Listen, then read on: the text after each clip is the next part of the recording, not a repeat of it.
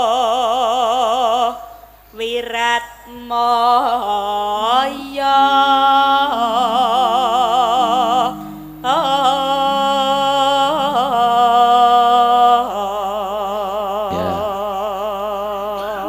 tan wurung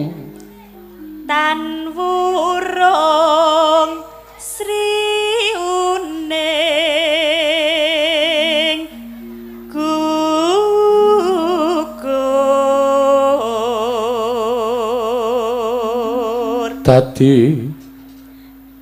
dadi kusumaning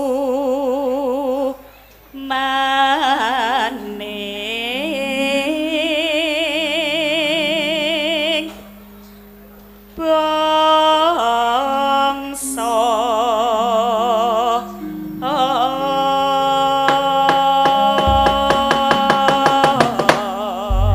ya mangga nenone mangga Mbak Ayu Sri uning mesti kutuban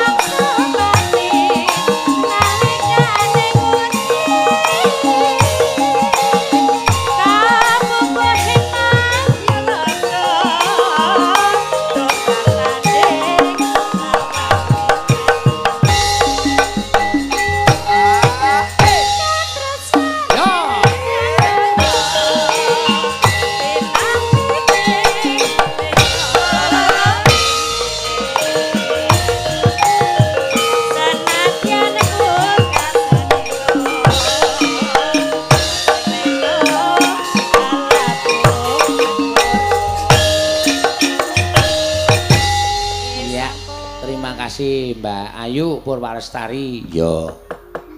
Wis kepareng ngaturake Sri Uning. Ya, iki mau pamundutan saka bapak-bapak kejaba saka kuwi ya saka Nawala sing tumiba ning kene. Ya. Mingkari siji nak. Apa? Iki ana pamundutan saka mau sing tak waca. Ya. Endi mau nek ora kleru. Nek nganti ketrucut ya malah cilaka ya. Nah, iki.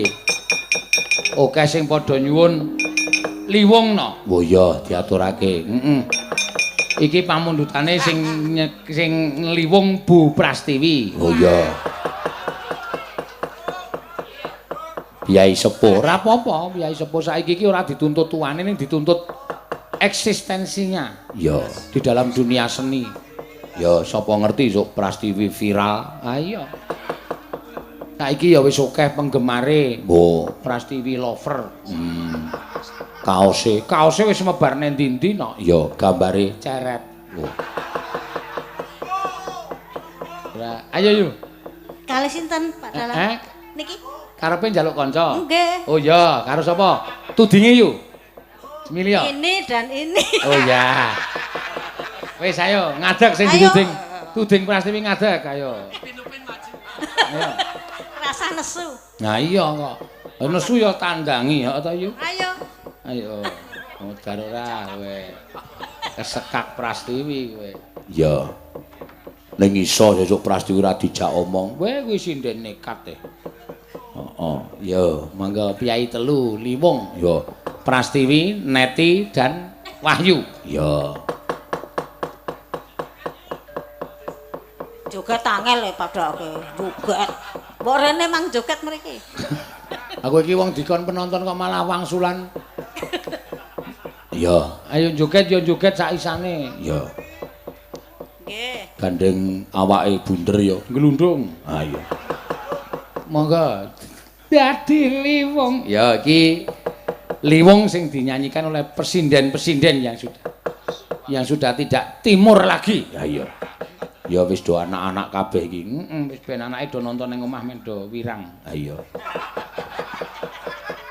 Nek tekan apa? Ibu nyinden kok jare nyinden, kok pecicilan ngono. Heeh. Yo monggo. Yo dados.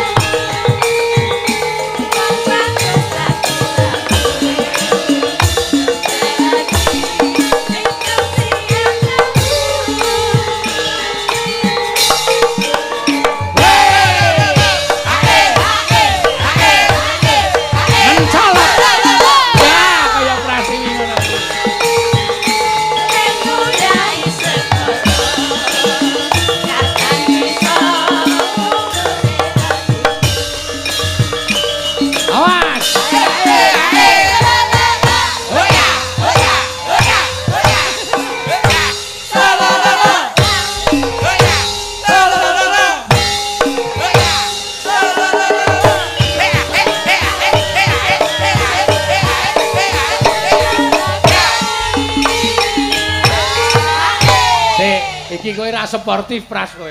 Piye to? Lah koncone kon nyanyi kok kowe mah pecicilan dhewe. Jare kon joget. Oh iya ya sip berarti. Ceglong ki lho. Berarti kowe apa? Gejeglong. Ya aja ora apa-apa. Aja rono-rono rada rono kene iki pancen empuk kene iki. Nek karepmu aku mati ora apa-apa. Ya ora ngono kowe kok njur keloro-loro. Iya. Mergane kowe nek gejeglong le goleki angel. Endi mau pun wis glundung rono-rono. Yo mangga. Sabda Pandita Rat. Yo. Sabda Pandita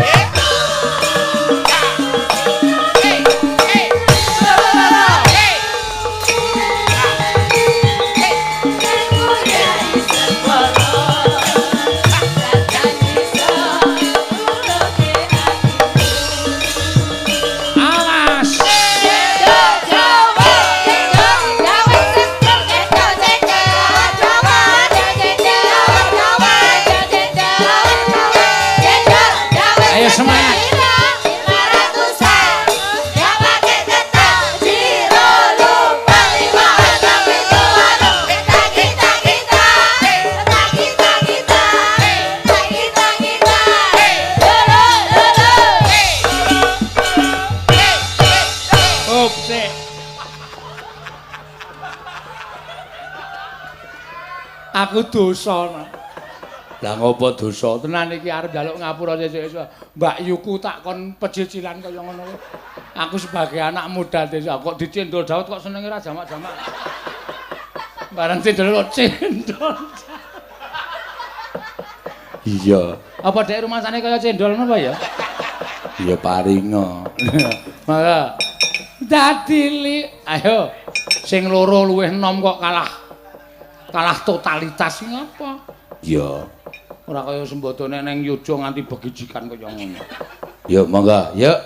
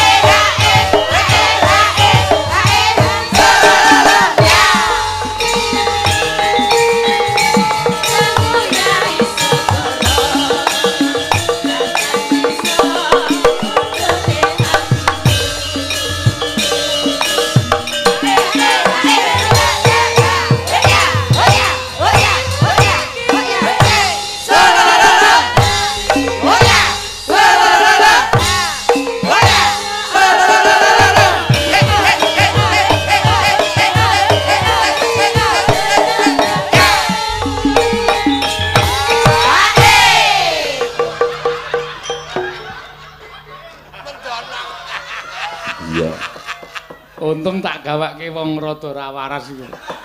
Aja mbayune.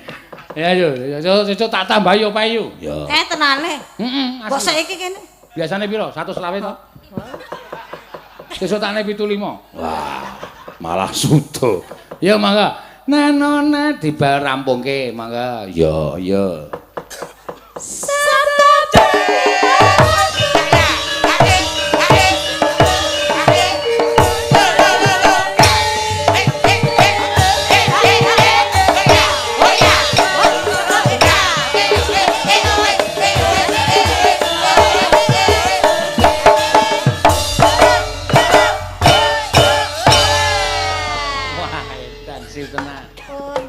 Matur nuwun. Moh nek meng matur nuwun. Ya sesuk gampang. Ya. Sesuk awan tak dolan-dolan ning Malioboro. Golek apa? Golek topeng. Oh. Sesuk bengi tak kon nganggo topeng kok berarti. Mesti saya apik tenan kok. Ya. Kapyarsa swaranipun lir ombake samudra.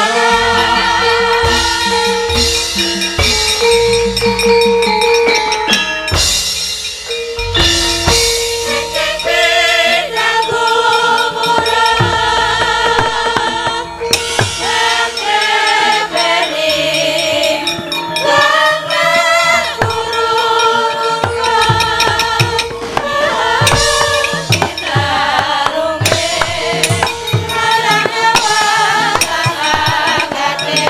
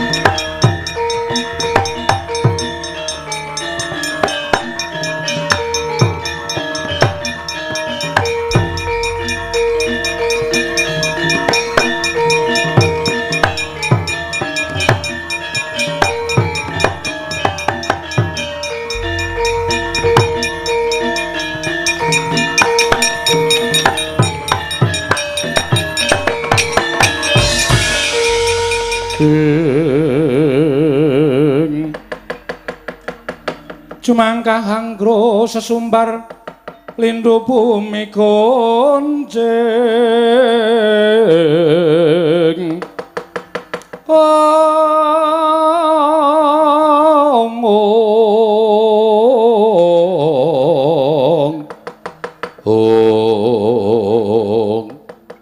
anak Prabu Manik Maninten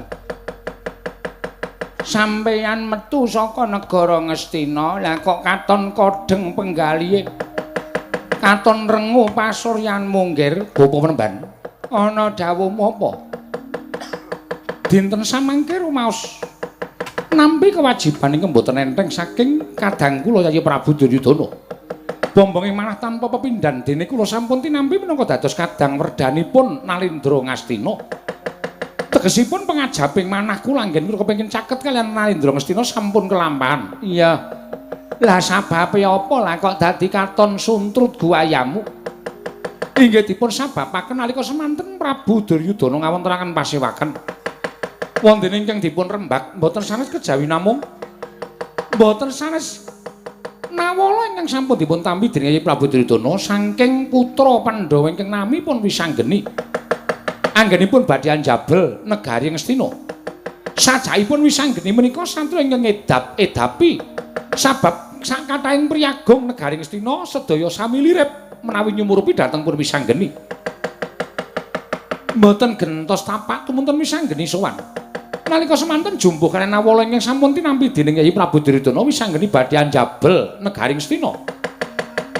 Tumunten sedaya mboten wonten ingkang wonten wangsulan kaliyan pun Wisanggeni namung ingkang putra pun Manik Maninten ingkang nalika semanten wantun ngawontenaken sayembara Wisanggeni saged mboyong negari Ngastina waton saged tugel janganipun Manik Maninten Ngastina dados kukupanipun Wisanggeni sakadang kadeyan bapa penebar Pandhita kang kinarya wangsit pindha kumbang ngajaping tawang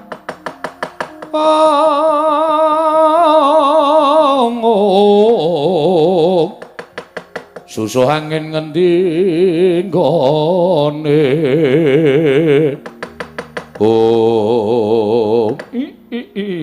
Mas Tunama Sidam saring bawana langgeng ya senajan aku durung tau ngerti nyatane nanging pancen kondang ngumandang lancur Pandhawa kuwi sing bebayani ya mung anak Madukara kang aran Wisanggeni kelawan anak Jodipati ragil yaku Yantasena. Sebab wong loro mau pancen dadi wiji ingkang pinilih dening para Jawata nadyan ndugal kewarisan. Ora ngerti tata krama, ora isa basa, ora bisa nggunakake unggah-ungguh.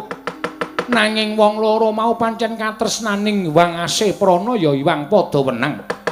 Aja kuwatir nggih. Nadyan to Wisanggeni kuwi sekti kliwat ukur kliwat kelawan sak pepadaning wong urip ana ing alam donya nanging tumrap aku ingkang jeneng menungsa ingkang kedunungan nyawa kuwi mesti duwe keringkihan mula ora-orane Wisanggeni ora bisa diasorake Wisanggeni ora bisa dipateni waton sira anak Prabu isih sumanding kelawan bapakmu ya kuwi Kumbara Resi apa ingkang mbok jangka bisa kasembadan waduh matur nuwun Bapak Penemban ngaturaken panuwun ingkang tanpa pepindhan ing mekaten ajeng sakmangke kados pundi Kumbara Dewa wonten dawuh golek ana sing aran Wisanggeni Antasena yen perlu sak kadang kadheane rangketen tangane krincungen sikile kowe isa mbanda tanganing Wisanggeni sak sedulur katur marang bapakmu aku Kumbara Resi bakal nampa bebungah ingkang sakmurwat kelawan lelabuhamu. Nanging yen to kowe ora bisa nrenggalangi kridaning Wisanggeni lan sak kadang kadheane. Aja kuwatir kowe mundura matura marang aku tak tandangane dhewe Wisanggeni. Nun ngestaken dawuh. Lajeng pangatipun ingkang putra pun Kumbara Dewa benjang menapa. Ora kinang sambung Bharata lintang mangkata dina kita awat-awati saka Dirgantara kridamu anakku Kumbara Dewa. Niki ngestaken dawuh Penemban.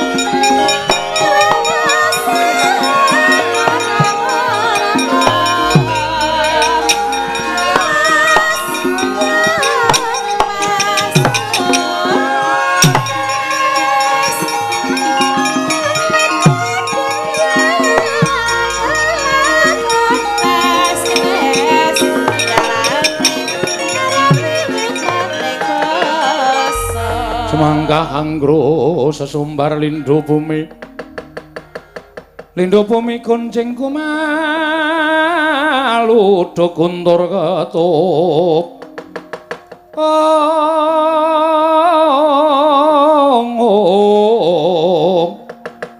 Lumembak penyu kang kumambang.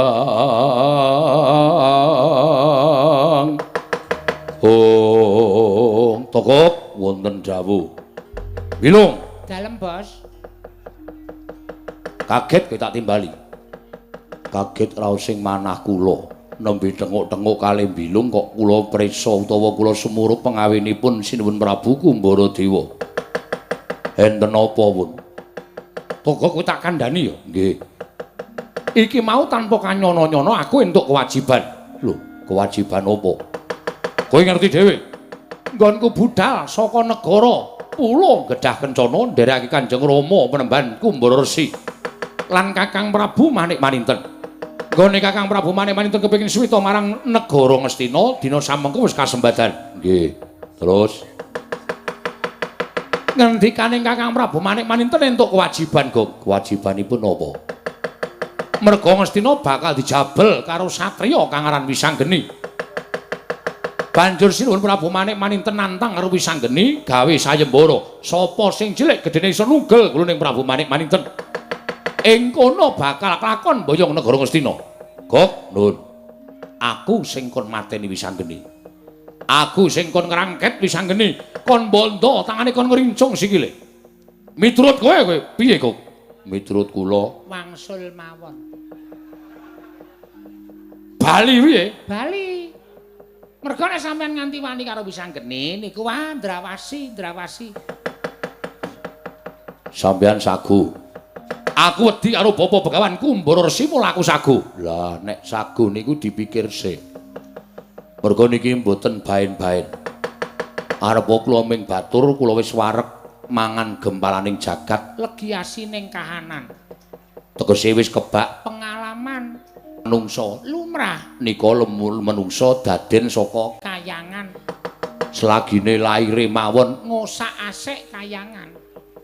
Wisanggeni laire niku dijiat mergo arep dipek karo Dewasrani, diuncalke karo Betari Durga, tiba ibune nglairke Wisanggeni. Ibune diboyong Dewasrani, Wisanggeni diboyong Betari Durga, terus disia-sia cemplungke Kawah Candradimuka.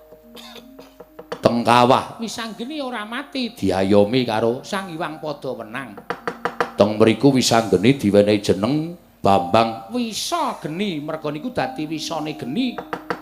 Terus Sang Hyang Wenang paring dawuh jagat seksenana Wisanggeni iki bakal dadi kelangenan ulun. Sapa wani karo Wisanggeni padha karo wani panjenengan ulun. Kok apal to? Lah kula kerep meruh pentase kok. Niku wis kerep dilakokke mung sampean anggere pas niku micek. Hus. Karo Ratu Gustina kok micek-micek ora. Lho nyata kok, Om. Oh, Wisanggeni iki ngono kuwi raine. Nggih. Terus dopeni karo Semar. Semar yo. Semar niku adine Togok. Ha Togok? Heeh. Ming rupane pancen yo remuk kaya Togok niki. Lho, ora kok Semar kok dadi adikmu? Kula kandhani niki mbiyen pancen ya dewa. Niki ya dewa, Semar ya dewa. Ning mergo kahanane kaya ngene iki dewa sing malak, dewa sing ora iso petung ya dadine kaya ngaten iki ngunduh wae ing pakarti. Critane piye? Pun mboten usah diceritake. Critake kok ora usah. Sithik ora usah. Men do preso ora usah. Kok dugang raimu. Ora usah critake. Ya wis. Niku ngonten niku. Jarene Bapa Penemban Kumbara Resi Wisanggeni nggawa kanca. Nah, niku saya nyemelangi melih. Mula apike wangsul mawon. Mbangane kula kalih bilung mengke rekoso goleke silian bandosa. Lho, nggo ngopo? Nggo gotong sampeyan niku. Sebabe si Begawan Kumbara Resi paring dawuh nek Wisanggeni sak kancane anak Pandhawa ngaten. Yo. Nah, niku saya nyemelangi ya, Gop. Oh. Sampeyan rasa ketemu karo Wisanggeni, ketemu anak Pandhawa liyane niku, sampeyan wis mbok menawa nuwun sewu lho. Almarhum. Kok iso? Ampuh-ampuh kabeh, digdaya kabeh. Anak Pandhawa ki eneng pira? Sing ketok. Sing ketok mawon, sing sering ngerol. Sing sering dadi lakon. Gatotkaca, Antasena, Antarja, Abimanyu, Wisanggeni. Nek liyane niku ora patek terkenal. Pun kula mongke sing terkenal mawon nggih. Irawan, ataga? Niku sing ketok mawon. Niku mawon digdaya kliwat ukur. Lah kok sampeyan ajeng wani karo Wisanggeni, nek nganti Wisanggeni mengke diwangi sing jeneng Gatotkaca. Wah. Nyemelangi, Bos. Tenan yo. Soy anake Werkudara nomor 2. Patutan karo Dewi Arimbi. Niku Gatotkaca babaran Kayangan. Ora anak Pandhawa kok ngendi-endi sing lair ning Kayangan. Cah ampuh kok. Cah ampuh, Bos. Ora kaya sampeyan lair ning kandang wedhus. Mane ora. Bejo sampeyan dadi ratu niku bejo. Lho ngoten niku. Niku anak Werkudara nomor 2, lairan Kayangan. Awake diganti wesi kabeh. Mula nek Gatotkaca nesu, awake kaya tembaga abang nyremomong. Mergo awake ganti wesi kabeh. Lho tenan iki. Sirahe glondongan wesi, untune gotri. Telapakan seng, lengen linggis, delamaan pacul, weteng ceret. Tenan. Ususe obat nyamuk. Niku Gatotkaca. Mripate Suryakandra. Apa? Suryakandra. Kuwi. Ora ditambahi. Mung tambahi sak huruf ora entuk kok. Rumangsane ra. Niku Gatotkaca. Niku anake Werkudara. Antasena iki anake Werkudara ragil. Mbokne? Mboten kok takon mbokne barang ajeng napa? Aku ki takon. Dewi Urangayu. Ngoten? Dewi Urangayu. Lah sing barep sapa? Antarja. Niku mbokne jenenge Nagagini. Nagagini. Niku mbokne Antarja. Wah, edan-edan. Ampuh kabeh, ampuh kabeh. Antarja niku nguasani ula sak donya. Mergo mbahne dewaning ula. Sampeyan lagi tenguk-tenguk ketemu ula. Sampeyan lenggahan ketemu ula, mlaku ketemu ula. Mongko werna-werna wisane mbebayani. Sing medeni niku nek ketemu ula sendok. Wah, niku medeni. Lho, apa iso? Nggih, ula sendok niku jan nyemelangi. Go goreng ya gelem. Bakmi ya arep. Dus-dusan ya oke. Lho niku ula sendok. Werna-werna ana sing logam, wonten sing plastik. Nek dus-dusan niku biasane plastik niku ora patek berbisa. Niku. Niku tenan. Toko, nuwun. Ngrungokke omonganmu ora bakal rampung perkarane. Terus tak golek ning Tegal Krusetro. Ning kowe aja adu-adu saka aku. Nggih. Ketemu Wisanggeni, sapa wae lancur anak-anak Pandhawa yen panjenengan jabal negara Ngastina. Mungsuhe Prabu Kumbaradewa. Nggih, atos-atos. Wis benengke wae, Lung. Wis benengke wae arep mudhar sore mbok wis menengke wae. Dilikke ngayel ora jamak-jamak. Kandhanane ngayel ora. Wani jabal negara Ngastina. Aku sing bakal njirnakke anak-anak Pandhawa. Nggih, atos-atos. Turna aku kok suwawi Gusti kula dherekaken yo.